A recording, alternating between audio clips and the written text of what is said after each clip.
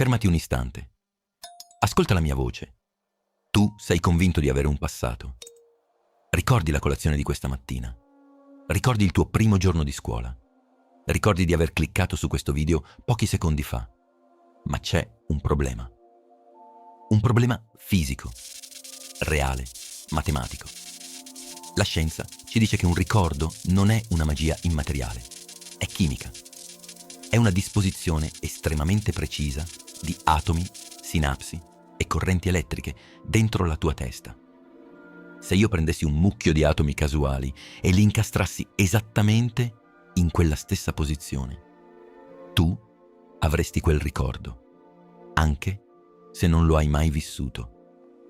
E se ti dicessi che la probabilità che tu sia nato esattamente un secondo fa, completo di ricordi falsi, è infinitamente più alta della probabilità che l'universo esista davvero? Per capire questo incubo ad occhi aperti, dobbiamo guardare la regola più spietata della natura, l'entropia, la seconda legge della termodinamica. In parole povere, le cose si rompono, l'ordine diventa disordine. Se lasci un castello di sabbia sulla spiaggia, il vento e le onde lo ridurranno a una duna piatta. Non vedrai mai il vento soffiare su una duna e costruire, per caso, un castello perfetto con le torri e il ponte levatoio. L'universo odia l'ordine, ama il caos, ama il vuoto, la polvere sparsa, il nulla omogeneo. Mantenere l'ordine costa un'energia immensa. Eppure, guardati intorno. Tu sei una macchina biologica di una complessità assurda, che vive su un pianeta ordinato, che orbita attorno a una stella stabile. Com'è possibile che esistiamo in un universo che dovrebbe distruggerci? La risposta arriva da un fisico austriaco di fine Ottocento, Ludwig Boltzmann. Lui capì una cosa fondamentale sul caos. Il caos non è fermo, è un mare in tempesta. È in un mare infinito, che si agita per un tempo infinito. Tutto può succedere. È solo questione di statistica. Immagina una scatola piena di miliardi di mattoncini Lego smontati. Inizi a scuoterla. La scuoti per milioni, miliardi, trilioni di anni. La maggior parte delle volte, quando apri la scatola, trovi solo disordine. Ma se continui a scuoterla per un tempo letteralmente infinito, prima o poi, per puro caso cieco, i mattoncini si incastreranno formando un'astronave perfetta. Non perché ci sia un progetto, solo perché nel tempo infinito ogni combinazione possibile deve realizzarsi. Anche l'ordine perfetto emerge dal caos. È una certezza matematica. Boltzmann pensava che il nostro intero universo fosse proprio questo.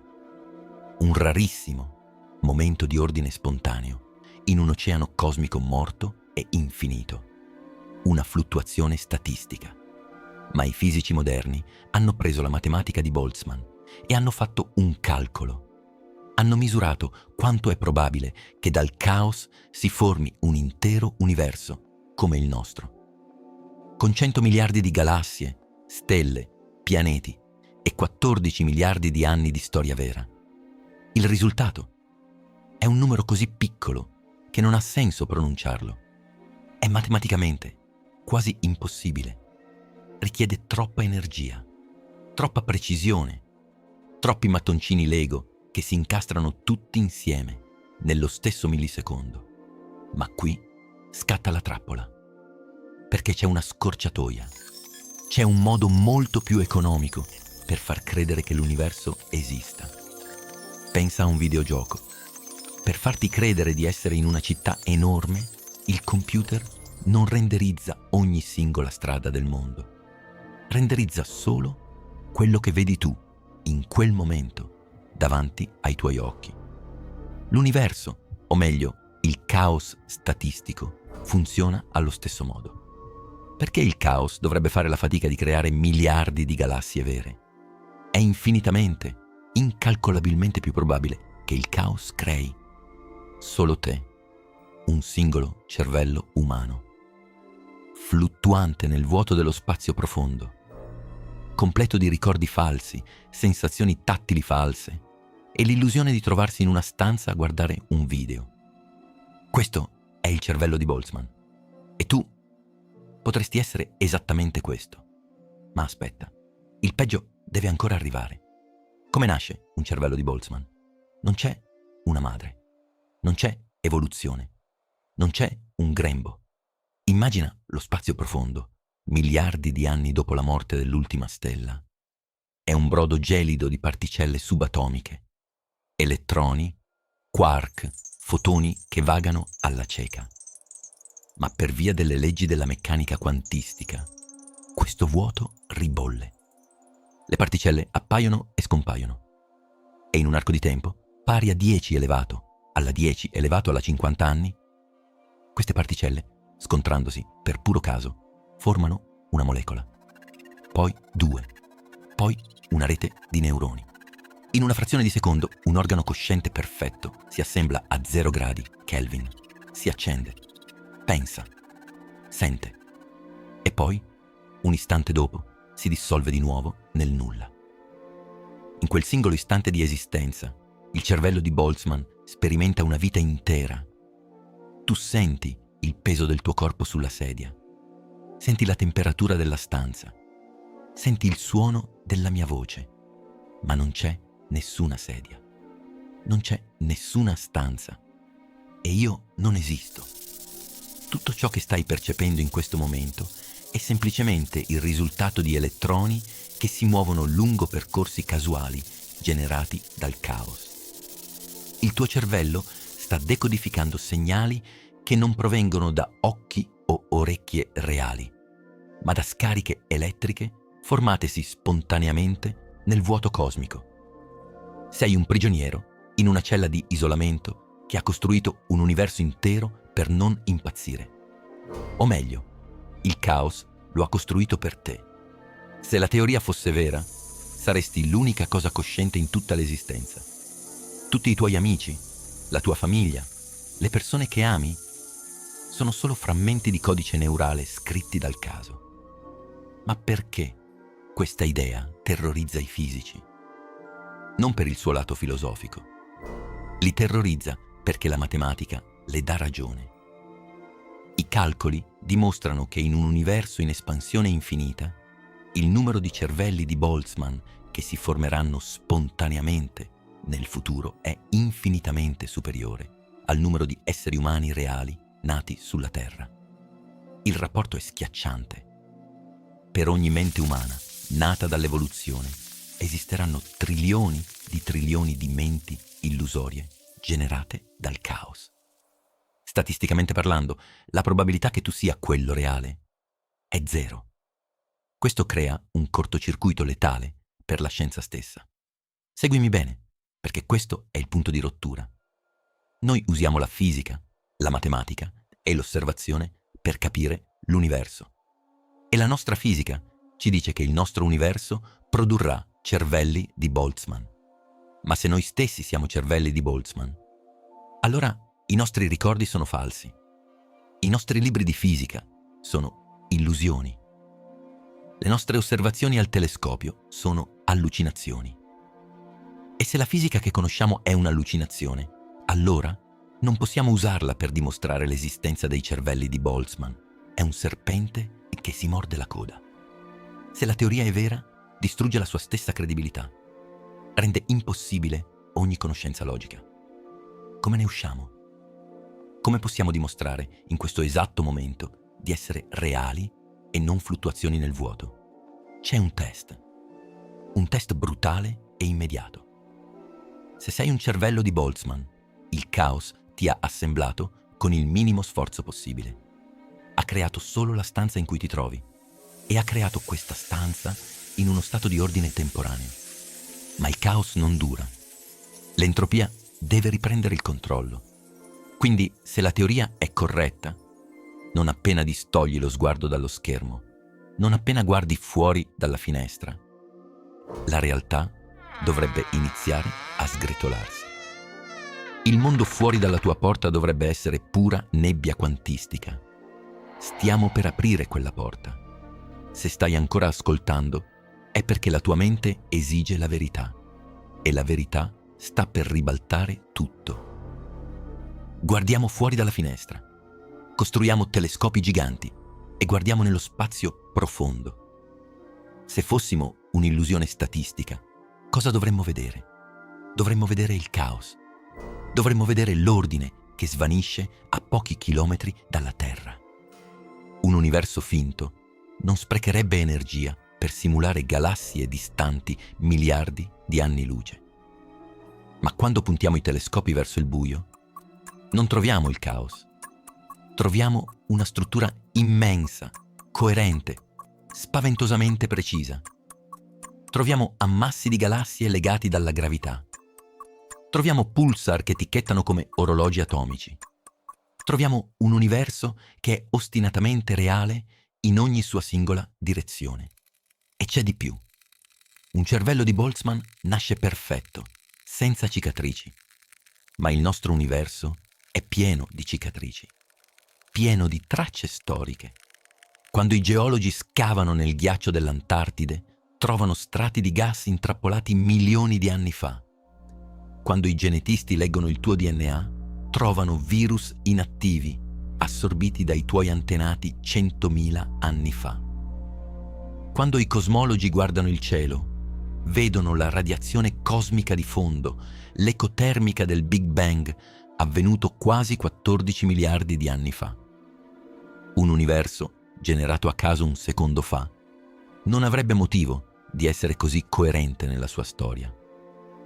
Simulare una storia così profonda e intrecciata richiederebbe un miracolo statistico ancor più folle del Big Bang stesso. Ecco perché il paradosso crolla. La fisica moderna non usa il cervello di Boltzmann per dire che non esistiamo. Lo usa come un allarme antincendio.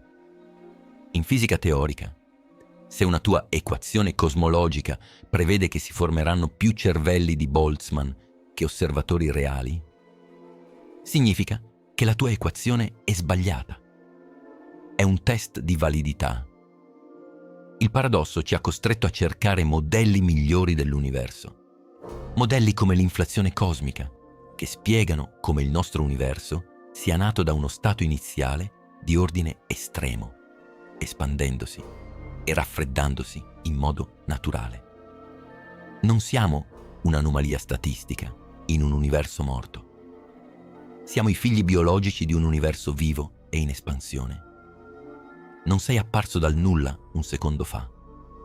Sei il risultato di un lavoro estenuante, lungo 14 miliardi di anni.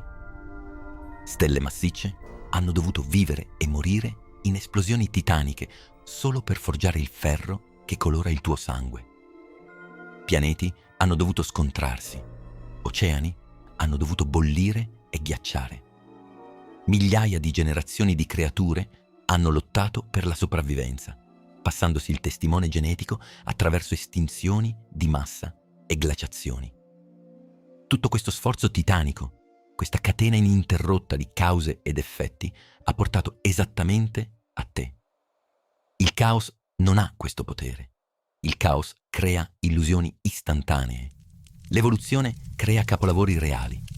Bisogna essere chiari. C'è un confine netto tra la fisica e la filosofia. Filosoficamente, puoi dubitare di tutto. Puoi chiederti se sei in un sogno, in una simulazione o un cervello nel vuoto. Ma fisicamente, scientificamente, il mondo risponde alle tue azioni. La gravità ti tira verso il basso, il fuoco brucia. I telescopi vedono un cosmo che obbedisce a leggi universali. Il cervello di Boltzmann è un mostro matematico, un incubo statistico creato per affinare le nostre teorie, non per descrivere la tua biologia. La scienza si basa su ciò che è misurabile.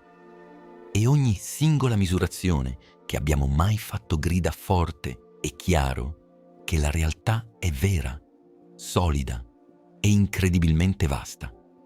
Tocca il tavolo davanti a te o il telefono che hai in mano. Senti la resistenza del materiale.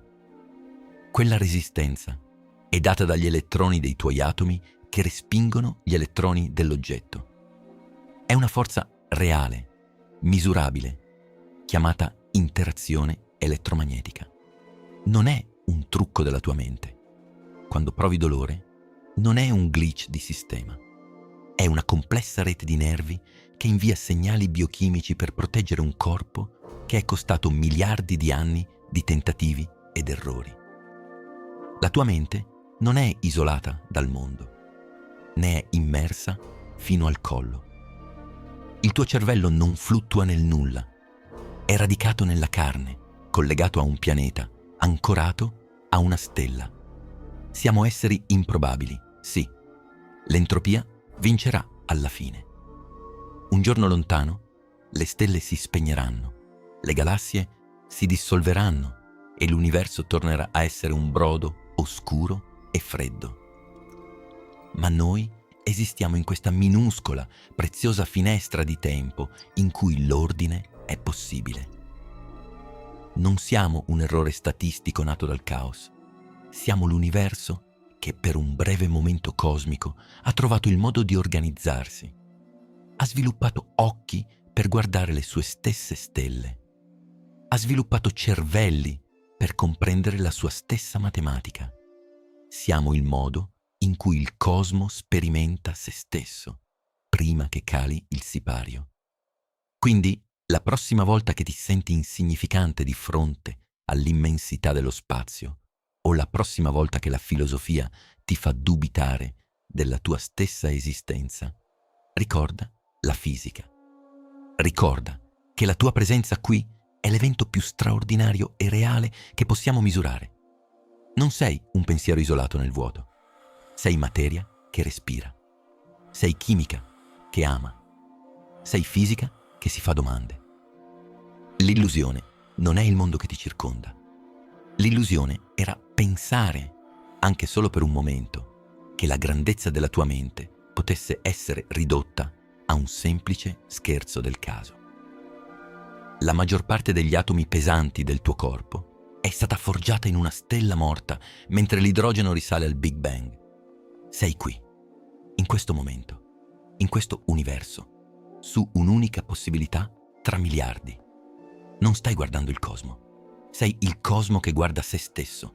Non sei nel cosmo, sei fatto di cosmo. Io sono Renderium e questa era l'illusione più pericolosa della fisica. Il viaggio non finisce qui.